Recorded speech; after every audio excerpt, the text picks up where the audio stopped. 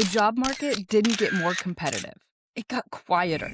And that sounds harmless until you realize what it actually means. Decisions are being made earlier, before interviews, before conversations, sometimes even before humans look at you. Signals matter more than credentials now, and most of it happens where you can't see it, which leads to the uncomfortable truth.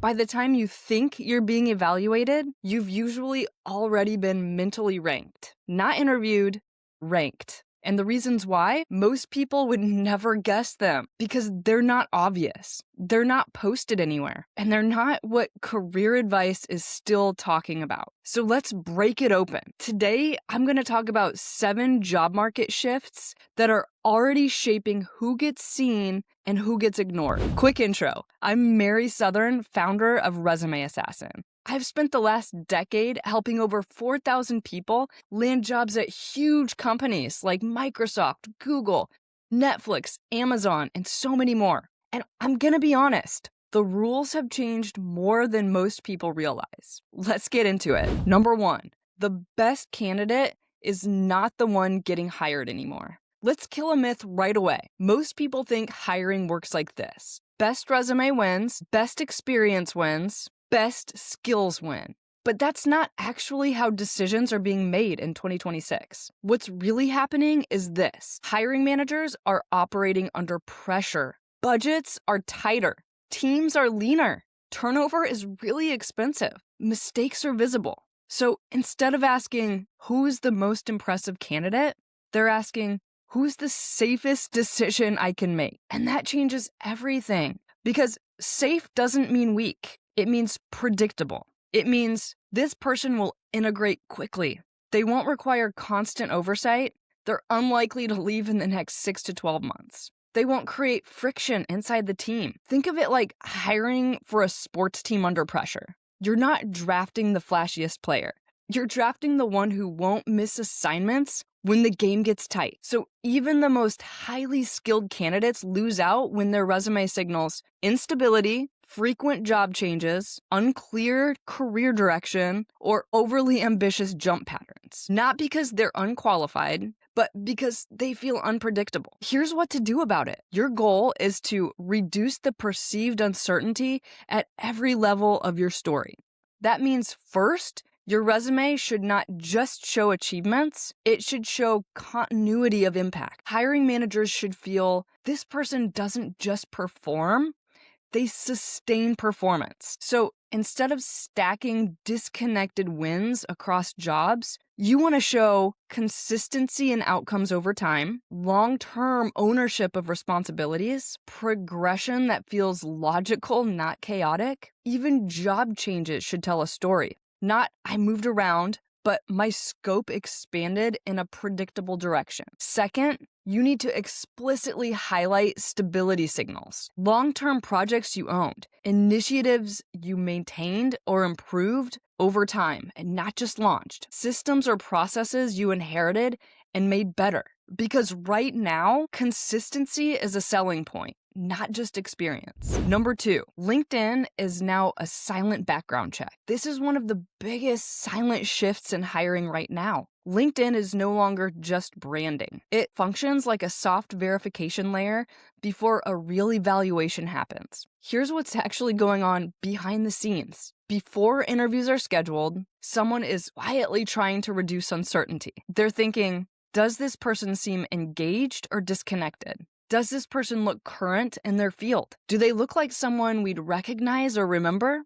Because in a world with hundreds of applicants per role, unfamiliarity is a risk signal, and humans default away from risk. So a silent LinkedIn profile doesn't just mean inactive, it creates ambiguity. And ambiguity gets filtered out, not maliciously, just automatically. Here's what you can do about it. You're not trying to become a content creator. You're trying to eliminate doubt. So your LinkedIn profile should answer these 3 silent questions almost immediately. Is this person active in their industry? Do they understand current trends or are they outdated? Would I feel comfortable putting them in front of a hiring manager?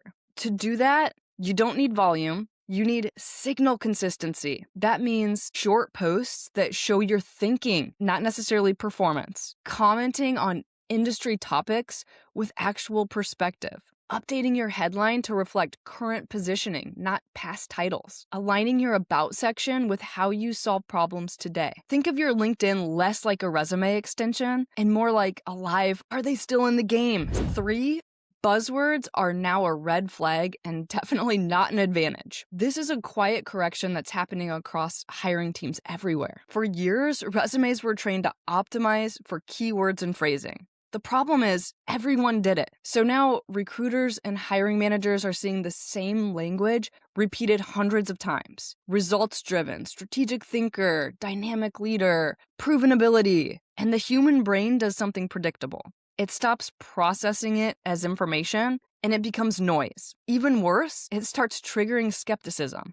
Because when everyone sounds impressive, nobody sounds credible. So the shift is happening towards something much more concrete. Proof over positioning, specificity over polish. Here's what you can do about it. Every single bullet on your resume should pass a simple internal test. If I removed your job title, would I still understand what actually changed because of you?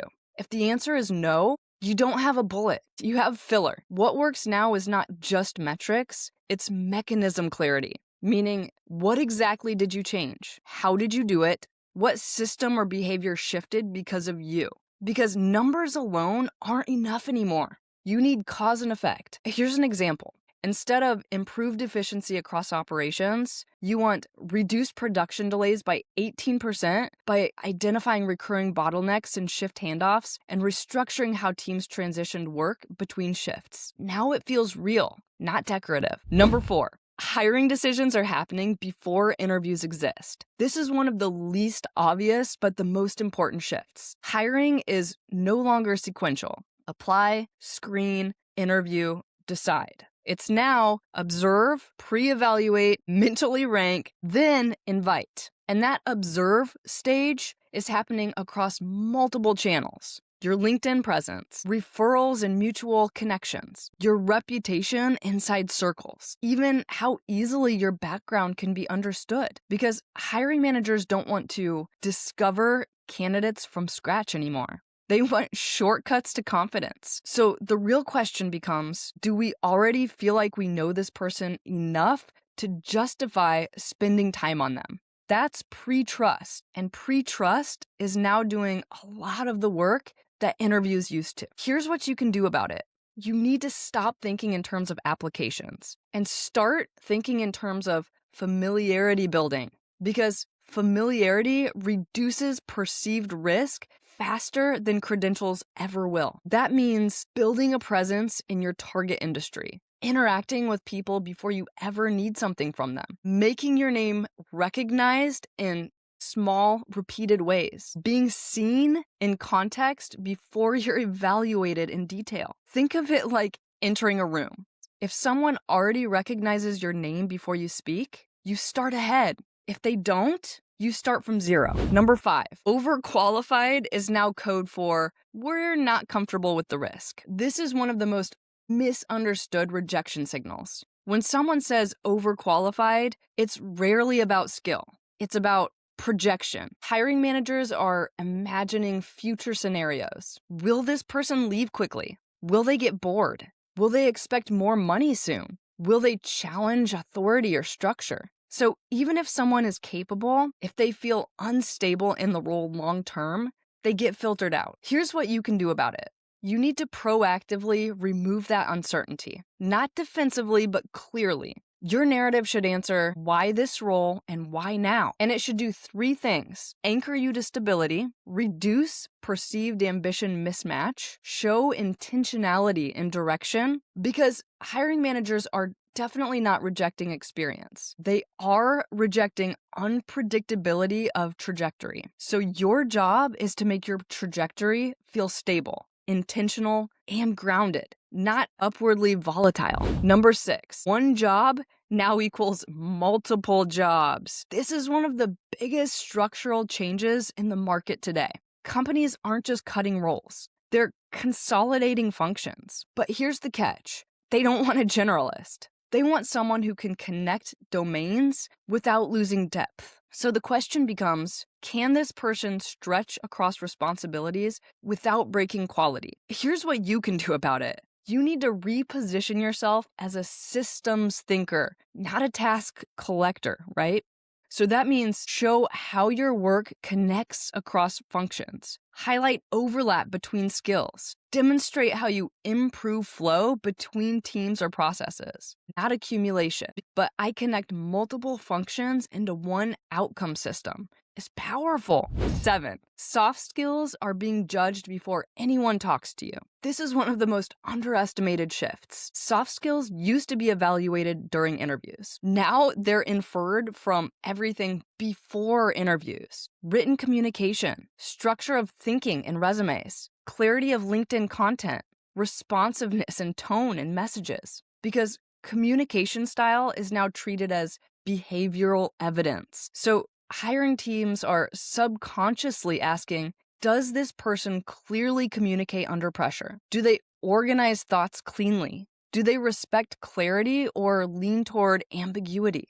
Would they create friction or flow in our team? Here's what you can do about it. You need to assume every written interaction is being interpreted as this is how this person will operate inside the company. So eliminate ambiguity in your writing. Prioritize structure over personality.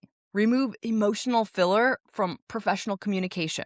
Make your thinking easy to follow at a glance, because clarity is no longer just communication. It's competence signaling. So zooming out, this isn't really a resume problem anymore. It's a visibility, perception, and trust problem. The job market in 2026 is filtering earlier, faster, and more quietly than most people realize. And if you've been applying and thinking, I don't get it, I'm qualified, you're probably not wrong. But you might be missing how the system is actually evaluating you. Because it's not just, what have you done? It's, do we trust you? Do you feel low risk? Do you look current? Do you feel familiar? Do you communicate clearly? That's the game now. So if you need help updating your resume, optimizing your profile, and creating a voice on LinkedIn, head over to resumeassassin.com today. Schedule a free 15-minute consultation with me. I'd love to get to know your background and your career goals. And if you haven't subscribed yet, what are you doing? Click the subscribe button now. I release videos every single Wednesday. I'll see you next week.